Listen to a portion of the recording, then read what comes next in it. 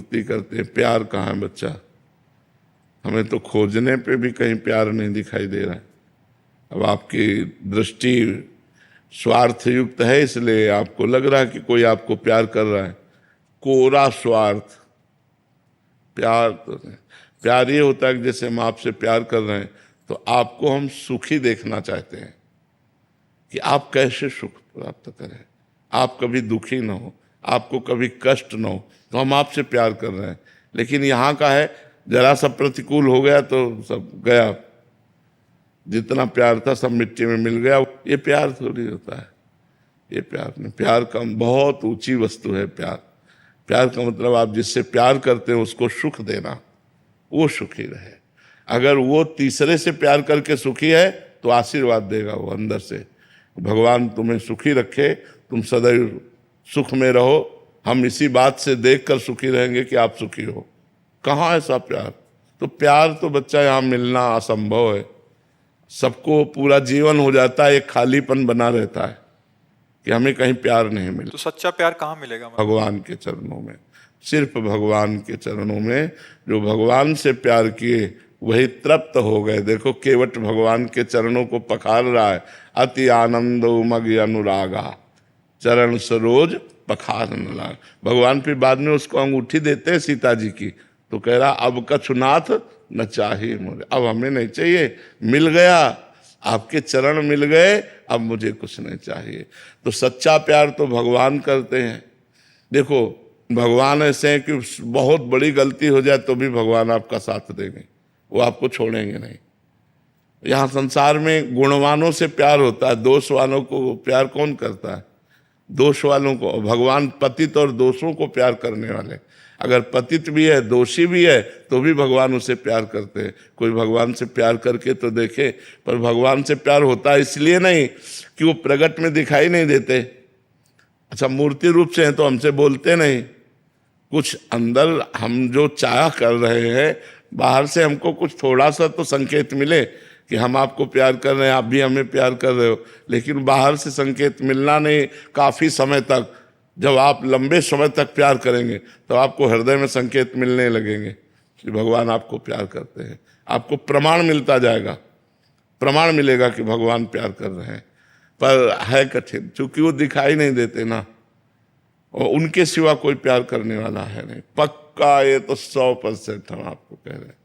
कहीं भी कहोगे बाद में दुख ही मिलेगा, बाद में पछतावा मिलेगा, धोखा मिलेगा। सच्चा प्यार करने वाले तो सिर्फ भगवान है, भगवान के सिवा और कोई सच्चा प्यार नहीं। महाराज जी पक्की बात है महाराज जी, बट हमें तो संसार में ये तो इनको तो अनुभव हो गया कृपा से, बट हमें अनुभव हो रहा है कि खूब मतलब हमें सब प्यार कर रहे हैं, हमें सर सम्मान कर रहे हैं, तो वो अनुभव कब आएगा? यही माया है जो ऐसा अनुभव नहीं होने दे रही कि हमको कोई प्यार नहीं कर रहा।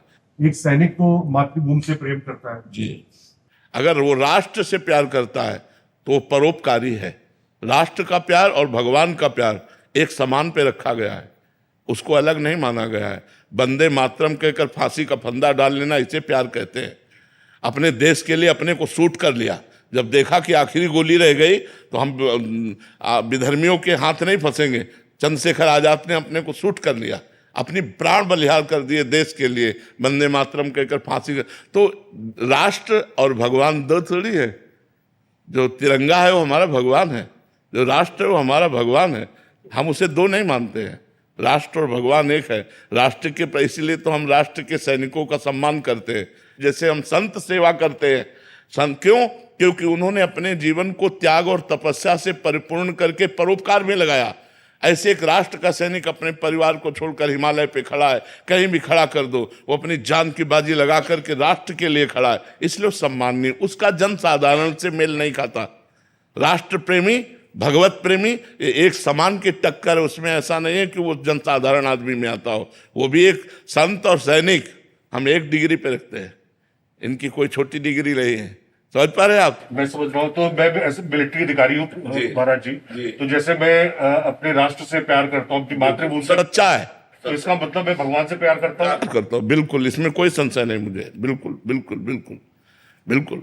क्योंकि हम अपने प्राणों की बलिहार देने के लिए खड़े हैं ना, अपने स्वार्थ के लिए थोड़ी खड़े। वो सैनिक प्राण देने के लिए राष्ट्र के लिए खड़ा है, हम उसको नमस्कार करते हैं, उसे प्रणाम करते हैं। उसका प्यार सच्चा है, उसका प्यार संसारिक नहीं है। उसका छोटा बच्चा जब उंगली पकड़ कहता पापा कब आओगे, तब लंबी सांस लेता है कि पता नहीं आ पाऊं बच्चा कि ना पाऊं। छुट्टी से जब वो राष्ट्र की सेवा की तरफ जाता है तो एक बार लंबी सांस लेता है कि पता नहीं आ पाऊं कि ना पाऊं।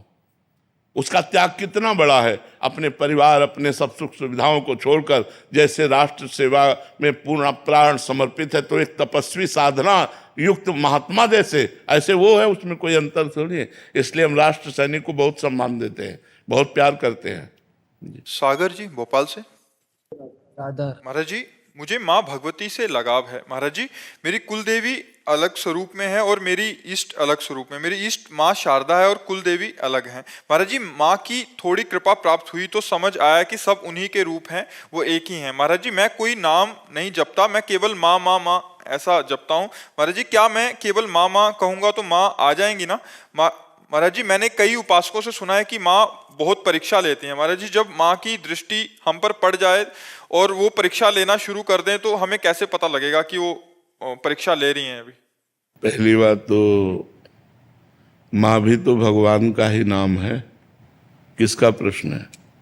माँ भी तो भगवान का ही नाम है, पर उसके साथ जोड़ना पड़ेगा दुर्गा माँ या काली माँ। माता जी के अनंत नाम है, उनमें से एक नाम जोड़ लो ना, फिर माँ। तो बस माँ शारदा माँ शारदा माँ शारदा माँ नाम जप करो, ऐसे उनका चिंतन करो, उनका ध्यान करते रहो। और परीक्षा की बात तो जितना पढ़ाई होती है उतनी परीक्षा होती है। अगर हम 5 क्लास में पढ़ रहे हैं तो 5 क्लास की परीक्षा होगी, 10 वाली तो होगी नहीं। तो ऐसे ही कितना हम माँ के नज़दीक पहुँच रहे हैं, वो जैसे परीक्षा ना हो तो हम क्लास बढ़ ही नहीं सकते। परीक्षा से ही क्लास बढ़ते हैं, हमें परिपक्वता मिलती है परीक्षा से। तो वो परीक्षा कोई हमें नीचा दिखाने के लिए नहीं है, वो हमें परिपक्व करने के लिए होती है। जहाँ हम कमज़ोर होते हैं वहीं हमें पुष्ट किया जाता है, फिर आगे बढ़ाया जाता है। तो दुर्गा सप्तशती का पाठ करते हो? हाँ, दुर्गा सप्तशती का पाठ करो और देवी का मंत्र भी जपो। माँ का मंत्र है ना दुर्गा सप्तशती में। धैर्य जी मुंबई से। राधे राधे महाराज जी। महाराज जी, जैसे मनुष्य शरीर बहुत मुश्किल से मिलता है महाराज जी, इनका पूरा भाव है कि सत्पुरुषों का संग भी बहुत दुर्लभ है महाराज जी। बट कहते हैं कि सत्पुरुषों के मिलने से पुंज खत्म हो जाता है महाराज जी। तो कह रहे हैं कि वो जो कौन किसने कहा? नहीं, जैसे मतलब संत दर्शन से पुण्य बढ़ते हैं, संत महापुरुषों के मिलन से पाप नष्ट होते हैं। संत दरस जिम पातक टरई, पातकों को पाप का नाश होता है, पुण्य का नाश थोड़ी होता है। पुण्य तो बढ़ता है तीर्थ जाने से, संत दर्शन करने से, महापुरुषों के सानिध्य से, तो पुण्य हमारे बढ़ते हैं। ये कैसी बात आ गई? पाप करने से पुण्य नष्ट होते हैं और वो पाप संतों के दर्शन से नष्ट होते हैं। संत दरस जिम पातक टरई, ऐसा समझ में आता है महाराज जी। एक उसमें कहते हैं कि पुण्य पुंज बिन मिले ना संता। हाँ, तो हमारे पुण्य एकत्रित हुए तो संतों का सानिध्य मिला तो उससे और पुण्य पुष्ट होगा। इनका ऐसा भाव है कि पुण्य पुंज जो थे उससे तो संत मिल गए, उससे तो हम गाड़ी मोटर सब कुछ ले सकते थे। नहीं, वो तो एकत्रित है ही और पुण्य बन गया, और पुण्य बन गया। ऐसा थोड़ी कि पुण्य नष्ट हो गया, नहीं, बहुत पुण्य एकत्रित हुए अनेक जन्मों के, तब संतों का सानिध्य हुआ तो उससे वो पुण्य और पुष्ट हो गए और हमारे पुण्य बढ़ गए। अब ऐसे पुण्य बढ़ेंगे जिससे भगवान मिल जाएंगे। संत दर्शन का मतलब है भगवान से मिलने की सूचना। अगर सत्संग मिल गया, सच्चे साधु मिल गए, तो इसका मतलब भगवान भी मिल जाएंगे। रिया शर्मा जी। राधे राधे महाराज। राधे राधे महाराज जी। महाराज जी, जब हम भगवान की पूजा करते हैं तो हमें ये लगता है कि हमें ये मिल जाए, हमें वो मिल जाए, हमारी ये इच्छाएं पूरी हो जाएं। तो महाराज जी, हमारी ये सोच सही है क्या? मतलब हम इसे पूरा सही भी नहीं कह सकते और गलत भी नहीं कह सकते। गलत इसलिए नहीं कह सकते कि भगवान सबके पिता हैं और स्वामी हैं, और हमको जो जरूरत है तो अपने पिता और स्वामी से ही कहेंगे। सही इसलिए नहीं कह सकते कि ऐसे महान पुरुष महान परमात्मा को रिझा करके हम बहुत घटिया चीजें मांग रहे हैं, नाशवान चीजें मांग रहे हैं। ये सब परिवर्तनशील चीजें हैं। जैसे किसी सम्राट को प्रसन्न कर लें और कहें साहब 1 वर्ष के लिए भैंस का चारा दे दीजिए और हमारा भोजन दे दीजिए, तो बहुत घाटे में हो गए ना। सम्राट को प्रसन्न करके एक मतलब क्या चीज मांगी? अगर उससे कह देते तो एक गांव का गांव दे देता, पूरे जीवन की गुजारा दे देता। लेकिन हमारी मांगने की सामर्थ्य ही नहीं है, हमारी मांगने की भी सामर्थ्य नहीं। ऐसे हमारी हिम्मत नहीं कि भगवान आप चाहिए, मुझे आपके द्वारा रचित माया की सामग्री नहीं चाहिए, आप चाहिए। चतुरता तो यही है। और जब आप मिल गए तो आपकी माया तो मिल ही गई, वो जाएगी कहाँ? और ये सब नाशवान है। जब शरीर छूटेगा तो सब ये छूट जाएंगे। तो हमें लगता है मांगना चाहिए, पर भगवान से इतना प्यार करे कि मांग के साथ प्यार खत्म ना हो जाए, हमारा प्यार बढ़ता जाए। हमारा वो दे ना दे, हमारा प्यार बढ़ता जाए। भगवान का मिलना सत्य है, उनसे जो वस्तु मिलती है वो सब असत्य है। क्योंकि मकान मिलना, रुपया मिलना, पैसा मिलना है 4 दिन का जीवन है। जब जीवन ही खत्म हो गया तो ये सब किस काम में आएंगे? तो ऐसे आवश्यक हमारे जीवन में भगवान की आवश्यकता है। आप मिल जाओ प्रभु। जैसे एक तरफ 1 किलो सोना रख दिया जाए और एक तरफ पारसमणि रख दी जाए। पारसमणि सोना बना देती है लोहे को स्पर्श करके। तो बुद्धिमान आदमी कौन है? जो पारसमणि ले, सोना नहीं। क्योंकि वो तो 1 ही किलो सोना है और वो तो कुंतलों बना सकता है, टनों बना सकता है, क्योंकि उसके पास पारसमणि है। तो एक तरफ जगत है और एक तरफ जगदीश है। बुद्धिमान कौन है? जो जगदीश को पकड़े, जो जगदीश को पकड़े। हाँ, जो जगदीश को पकड़े, क्योंकि जगत तो उसी का है। जब जगदीश मिल गए तो जगत तो मिल ही जाएगा, और जगत मिल गया और जगदीश ले मिले तो ये टिकेगा नहीं। यहाँ जो भी वो टिकाऊ नहीं है, सब परिवर्तनशील है, सब नाशवान है। विनीता गोयल जी, गाजियाबाद से। महाराज जी, संपूर्ण समर्पण पर भी मन में इतनी बेचैनी क्यों? अभी समर्पण हुआ नहीं इसलिए बेचैनी है। किसी का भी हो, अभी समर्पण हुआ नहीं इसीलिए बेचैनी है। आपने मान लिया है संपूर्ण समर्पण। जिस दिन संपूर्ण समर्पण हो जाएगा उस दिन ये लक्षण आ जाएंगे: निर्भय, निश्चिंत, निशोक, विपरीत भावना का त्याग, समस्त संशयों का नाश। ये 5 चीजें अपने आप आ जाएंगी। निर्भयता छा जाएगी, क्योंकि हम भगवान की शरण में हो गए ना, तो सबसे बड़े भगवान हैं।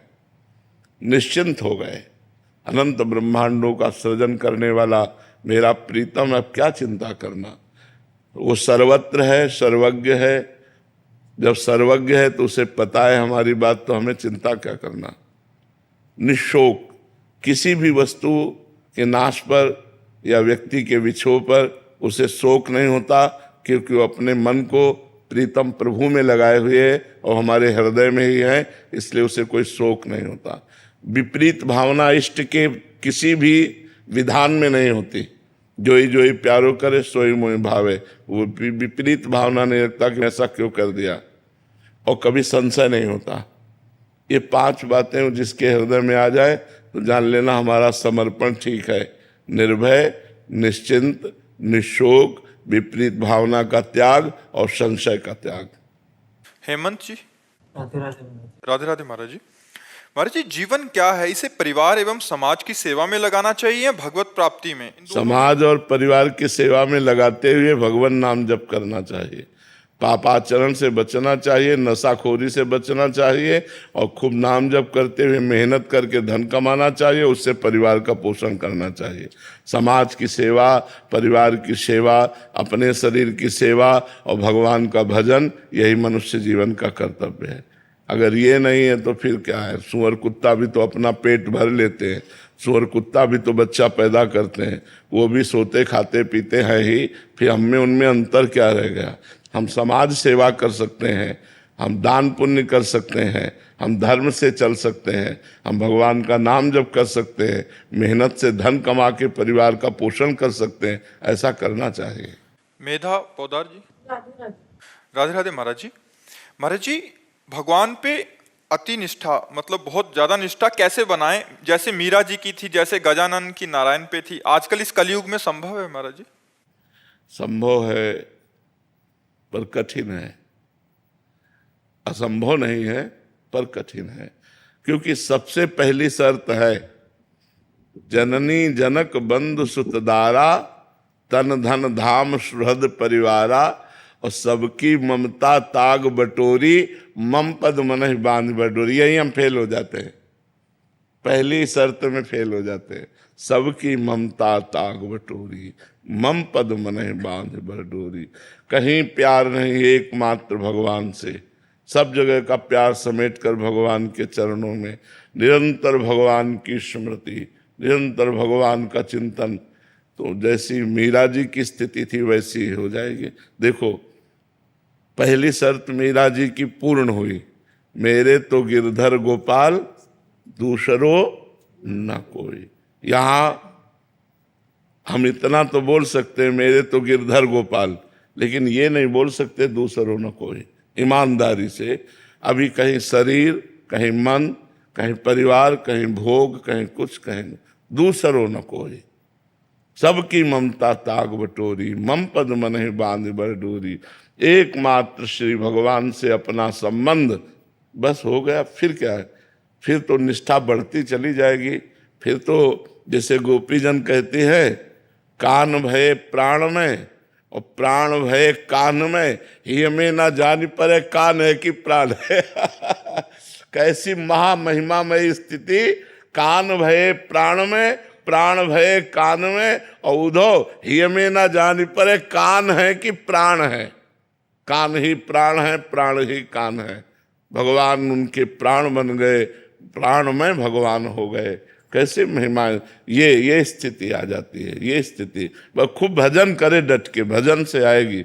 जितना नाम जप करोगे, भजन करोगे, सबकी ममता बटोर कर भगवान के चरणों में, और जहाँ एकमात्र भगवान, बस जीव का जितना आध्यात्मिक उल्लास उन्नति है वो सब प्रकाशित हो जाए, जीव का परम कल्याण हो जाएगा।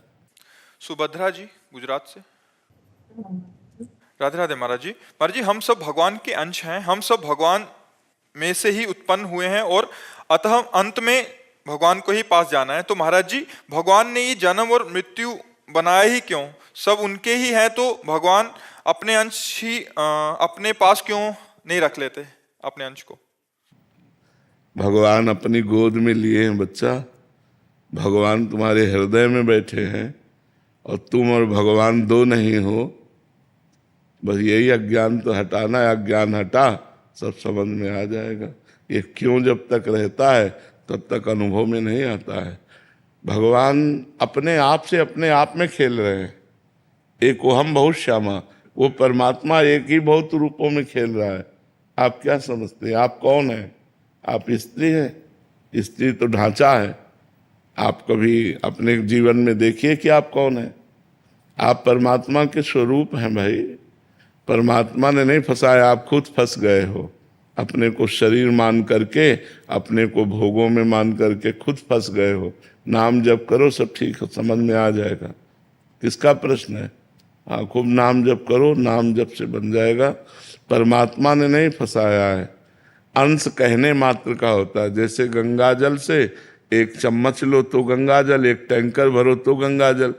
तो गंगा जल तो गंगा जल है, चाहे एक बूंद हो चाहे। तो ऐसे पूर्ण परमात्मा है, उसका अंश भी परमात्मा स्वरूप है। लेकिन आप अपने को कहाँ परमात्मा स्वरूप जान रहे हो? आप अपने को स्त्री जान रहे हो, आप अपने को मनुष्य मान रहे हो। तो साधना करो, ज्ञान उत्पन्न हो, तब ये बात जान पाओगे। कोई फंसाव नहीं है। हम खुद फंसे हुए हैं, हम खुद पकड़े हुए हैं। माया कोई नहीं है, हम ही भ्रम किए हुए हैं। हमारे भ्रम का नाम ही माया है। भ्रम नष्ट हो जाए, जासु कृपा सब भ्रम मिट जाई, गिर जा सोई कृपाल रघुराई। अब आराधना करो, नाम जप करो तो सब ठीक हो जाएगा, सब समझ में आ जाएगा। अच्छा, अब जैसे प्रश्न हो कि भगवान ने संसार क्यों बनाया, बोले एक हम बहुत श्यामा, भगवान ने अपने आप को बनाया। तो भगवान ने अपने आप को बनाया क्यों? अब इसका क्या उत्तर है? मान लो हम क्यों पर क्यों लगाते जाएं तो इसका कोई अंत थोड़ी है। भगवान ने ऐसा क्यों किया, कि अगर जानना है ऐसा क्यों किया तो सिद्धांत है, भजन करो जान जाओगे। भजन बिना ये बातें बुद्धि से थोड़ी समझ में आएंगी। हमारी बुद्धि है बहुत छोटी और भगवान है समुद्र। तो एक सीपी से समुद्र नापा जा सकता है क्या? ऐसे असंख्य सीपियां अगर लग जाएं तो भी समुद्र को उलीचा नहीं जा सकता। ऐसे हम सब मिल करके अपनी बुद्धि लगाए तो भी भगवान कैसे हैं, कितने हैं, पार नहीं पा सकते। भजन करो तो आपकी बुद्धि में वो कृपा करके अनुभव करा देंगे, आपको ज्ञान हो जाएगा, पक्का ज्ञान हो जाएगा। जैसे हैं, जितने हैं, वो आपकी बुद्धि में प्रकाशित हो जाएंगे। पर भजन करना पड़ेगा, डट के भजन करो। मानवेंद्र जी, राधे राधे। राधे राधे महाराज जी। महाराज जी, मैं मेरे जीवन में जो लोग हैं उन सबको खुश देखना चाहता हूं। मैं किसी को दुखी नहीं देख सकता, परंतु सबको खुश करते करते मैं खुद ही नाराज हो जाता हूं। कई बार लगता है कि हमको भी लगता है सब सुखी रहें, सब प्रसन्न रहें। कोई रोड पे चल रहा है, उसके साथ कुछ अत्याचार हो रहा है तो उसके लिए लड़ जाता हूं। बिल्कुल, धर्मात्मा पुरुष का यही लक्षण है। वो अधर्म होते नहीं देख सकता, स्वयं चाहे दुखी हो जाए, स्वयं चाहे पिट जाए, और ऐसों को भगवान रक्षा करते हैं, ऐसों का साथ भगवान देते हैं। आजकल तो ऐसे बहुत कम लोग हैं। आजकल वीडियो बनाने वाले लोग जरूर हैं। किसी को कोई परेशान कर रहा है, उसका वो वीडियो बना के सोशल मीडिया में तो डाल सकता है, लेकिन वो दौड़ के जाके उसे बचा नहीं सकता है। बोलने का सामर्थ्य नहीं हुआ। समर्थ है, ये किसी धर्मात्मा पुरुष के हृदय में होता है। ये ऐसे बहुत कम लोग होते हैं, बहुत कम लोग होते हैं। भगवान कृपा करें और ऐसे लोगों की बुद्धि स्वस्थ रखें, बलवान रखें, कभी उनके मन में संशय ना आवे तो बहुत अच्छा है। समाज ऐसे ही लोगों के द्वारा अगर भर जाए तो दुख नाम की चीज न रह जाए। हम एक दूसरे के दुख को मिटाने लगे। अब एक आदमी है, वो देख रहा है कि वो एक आदमी स्त्री की जंजीर लेकर के भाग रहा है और वो उसका वीडियो बना रहा है। एक आदमी है समस्या में फंसा हुआ है, वो उसका वीडियो बना रहा है। एक आदमी है उसे साड़ मार रहा है, वो उसका वीडियो बना रहा है। अरे वीडियो बनाने का समय है, इस समय दौड़कर उसकी जान बचाओ। तो किसी तरह आप उस समस्या का समाधान बने। लेकिन आज की समाज समस्या का समाधान, अगर एक्सीडेंट हुआ पड़ा है तो कार का शीशा खोला, वीडियो बनाया और चले गए। ये मतलब थोड़ी सी गलत बात हो रही है, इसे सुधार करना चाहिए। हमें वीडियो बनाना जरूरी नहीं, हमें उसकी रक्षा करना जरूरी है, हमको उसको अस्पताल पहुंचाना जरूरी है, हमें बीच में कूदना जरूरी है। लेकिन आज के समाज में लगता है कि वो उनके साथ हो रहा है, मैं क्यों बीच में, और कल वो तुम्हारे साथ करेगा तब। आज अगर उसको रोक दिया गया तो 4 से बच जाएंगे, 4 लोग इसके शिकार नहीं होंगे। इसलिए उसको चाहिए कि ऐसे लोगों को पकड़कर कानून की गिरफ्त में दे, ऐसे लोगों को दंड देने की प्रक्रिया में लावे, तब वो सुधरेंगे। तो अब समाज तो इस पर, जैसे कोई घटना का वीडियो आया तो कोई तो बना रहा था, तो उस समय तुम उसे बचा क्यों नहीं रहे थे, वीडियो क्यों बना रहे थे? वीडियो ऊपर बन रहा है। हाँ बिल्कुल, ऊपर वाले का वीडियो नहीं देख रहा कोई, इसलिए बहुत होश में। महाराज जी, जब मैं धर्म और सत्य के मार्ग पर चलकर सभी से सद्भावना रखता था, तब मुझे लोगों से छल और उपेक्षा ही मिली। किंतु जब मैं उनके जैसा ही आचरण करने लगा, असत्य बोलने लगा, तब मेरे साथ मधुर व्यवहार करने लगे। महाराज जी, ये संस्कार क्या यहाँ के मधुर व्यवहार से हमारा काम बन जाएगा? सोचो, अगर 4 गलत लोग हमको आदर देने लगे तब तो हमारा पतन हो गया। फिर हमारे जीवन का मतलब क्या रहा यार? 4 गलत लोग आदर दें, यही मनुष्य जीवन है क्या? अगर हम सत्य और धर्म से चलते हैं तो भगवान आदर देते हैं, भगवान हमारा सहयोग करते हैं। 4 लोग क्या कर लेंगे? संसार स्वार्थ का मित्र होता है, परमार्थ के तो भगवान है, अहेतु की कृपाल तो भगवान है, और भगवान सत्य है, भगवान धर्म में है। या धर्म से नहीं चलोगे, सत्य से नहीं चलोगे तो आगे पतन हो जाएगा तुम्हारा। अधर्म और असत्य से चलने वाला एक दिन नाश को प्राप्त होता है। धर्म और सत्य से चलने वाला दुखी जरूर दिखाई देता है, लेकिन एक दिन वो चमकता है, एक दिन वो प्रकाशित होता है। मनुष्य जीवन का ये लक्ष्य थोड़ी है बेईमानी, अधर्म, पापाचरण, गंदे आचरण, गंदा भोजन, गंदा पेय। तो अधिकतर प्रायः ऐसा ही समाज होता जा रहा है कि सत्य पे चलने पर जब उसको दुख लगता है तो असत्य की तरफ चलने लगता है, जबकि सत्य का परिणाम सुख है और असत्य का परिणाम दुख है। वो गलत मार्ग है, गलत मार्ग नहीं चलना चाहिए। और जी, अपन सबका एक स्वभाव है, जहाँ भीड़ होती है वहीं हम भी भीड़ के साथ लग जाते हैं। हाँ, तो असत्य आचरण करने वालों की, भ्रष्टाचार करने वालों की भीड़ है, बाहुल्यता है, और मन भी राजी हो जाता है उसी, जल्दी पैसा आए, जल्दी सब कुछ भोग मिले। लेकिन ये ठीक नहीं है, ये ठीक नहीं। धर्म से चलो, सत्य से चलो, तो मनुष्य जीवन की सार्थकता है यार। रुपया सार्थकता है क्या? वाहवाही सार्थकता है क्या? समर्थ तो भगवान है, भगवान के सिवा कोई है नहीं, इसलिए कोई हमारा दोस्त नहीं है। क्योंकि जिसको देखते हैं अधूरा देखते हैं, जिसको देखते हैं अपूर्ण है, वो खुद परेशान है, तो हमारी समस्या का समाधान कौन करेगा? जब खुद कामना से युक्त है, खुद अशांत है, खुद परेशान है, तो मेरा सहयोग क्या कर देगा? तो वो सत्य परमात्मा ही मेरा सहयोगी है। अब उनको छोड़ दोगे तो फिर रह क्या गया तुम्हारे पास? क्या है तुम्हारे पास? क्या है? उनको उनका प्यार मिलता है। ये प्यार है? 4 लोग बैठकर हंस दिए वो प्यार है? ये प्यार नहीं। प्यार वो है परमात्मा मुझे प्यार करे। एक तरफ 1 लाख झूठे लोग हों और एक तरफ एक सत्यवादी हो, तो पलड़ा एक का भारी होगा। ये ध्यान रखना। कौरवों की 11 क्षोणी सेना थी, भीष्म जैसे महाबली थे, और पांडवों की 7 क्षोणी सेना थी, लेकिन विजय किसकी हुई? धर्म की। धर्मराज युधिष्ठिर सिंहासन पर बैठे, ना कि कौरव। विनाश हो गया पूरे वंश का। इसलिए बहुत होश में चलो। अधर्म वाला ऐसे हाइलोजन की तरह चमकता है और फ्यूज हो जाता है, और धर्म वाला दीपक की तरह जलता है, लेकिन बहुत काल तक जलता रहता है, प्रकाश देता रहता है। राधे राधे महाराज जी। महाराज जी, धाम के प्रति अज्ञानतावश अगर कोई अपराध हो जाए तो क्या उसका निवारण संभव है? हाँ, जैसे माँ की गोद में हम शौच कर देते हैं, लघुशंका कर देते हैं, जब छोटे थे अनजान में, तो माँ ने कहीं हमें अपराधी थोड़ी माना। ऐसे वृंदाटवी प्रभाव सुन अपनो ही गुण देत, जैसे बालक मलिन को मात गोद भर लेत। जैसे मलिन बालक को माता गोद में उठा लेती है, ऐसे हम सब अपराधी जीव हैं। वृंदावन कृपा करके हमारे अपराध नष्ट करके और प्रिया प्रीतम से मिला देता है।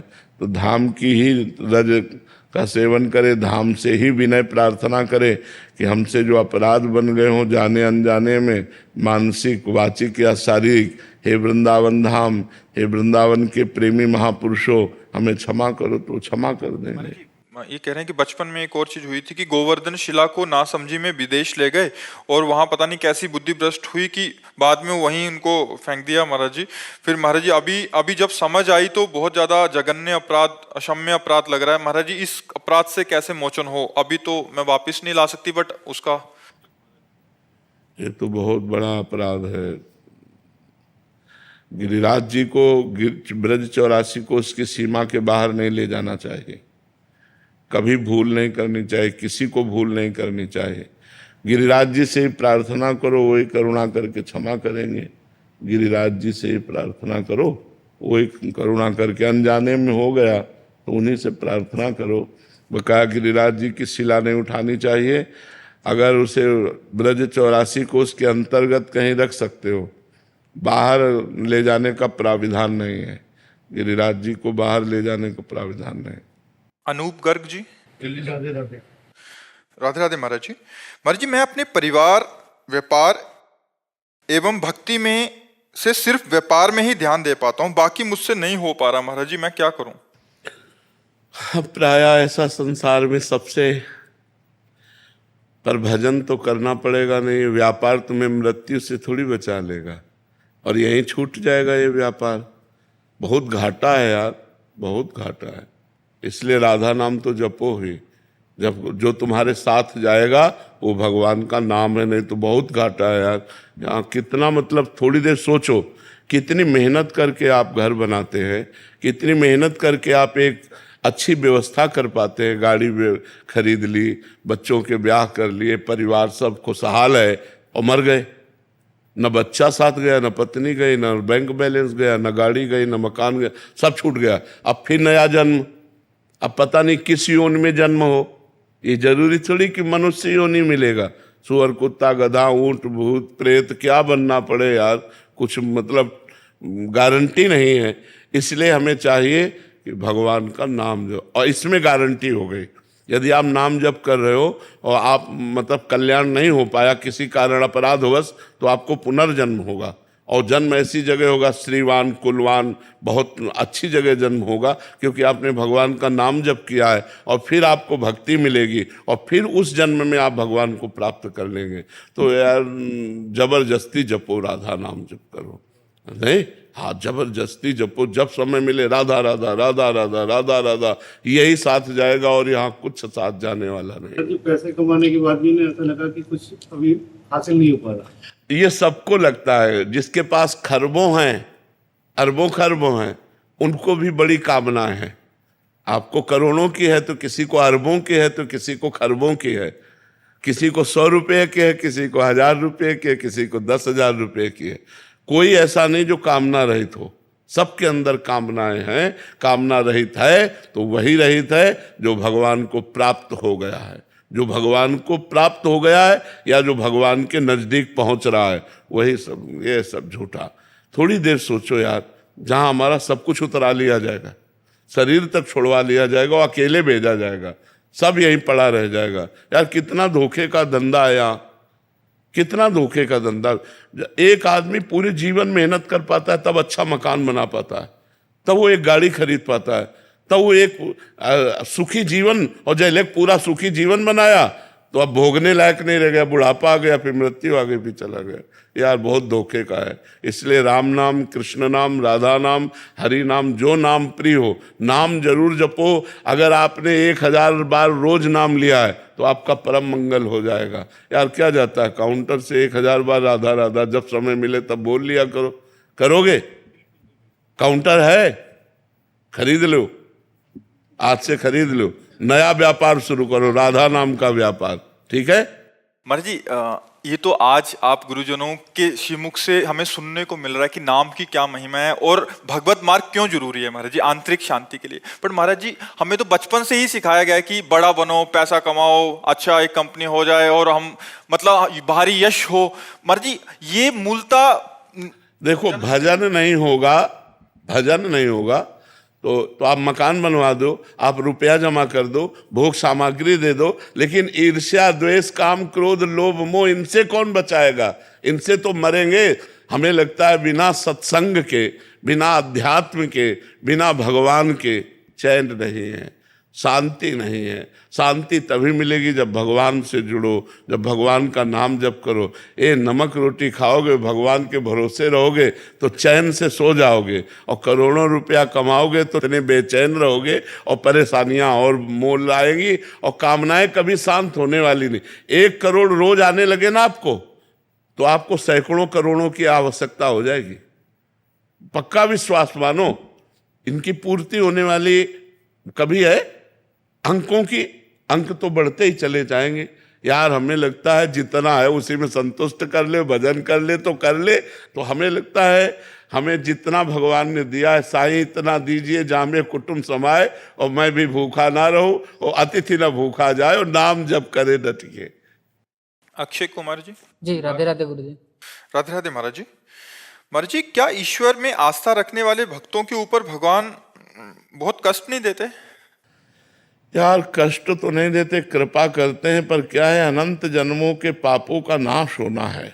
जैसे इस जन्म में भगवान की प्राप्ति होनी है, तो अब जितने हमारे सब कूड़ा करकट जमा है वो सब इसी जन्म के भोगने में आएंगे। तो दिखाई देता है कि यार भक्त को बहुत कष्ट है, पर ये सब इसलिए है कि अब हमारा जन्म आखिरी है। अब हमारा जन्म भगवान की कृपा से होगा, कर्म बंधन से नहीं होगा। तो वो सब भुगताए जा रहे हैं।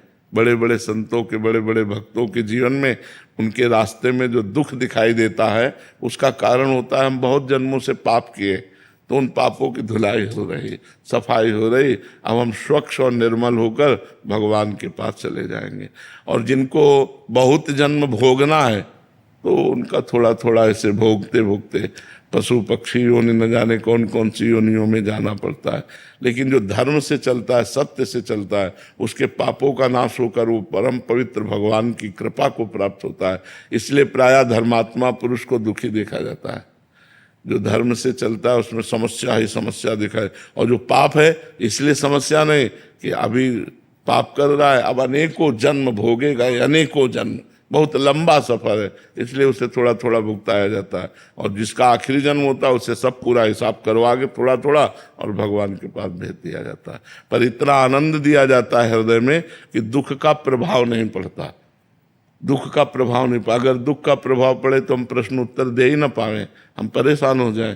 पर भगवान कृपा किए रहते हैं, तो जैसे समुद्र की तूफानी लहरों को उसका तट रोकता है, ऐसे भगवान की कृपा दुख को रोके रहती है। दुख है पर वो इतना विचलित नहीं कर पा रहा कि कुछ सेवा न बन पावे, यही भगवान की बड़ी कृपा है। महाराज जी, हम जैसे विपत्ति को नष्ट करने के लिए अगर कोई विधान का ज्ञान आप दें तो महाराज जी।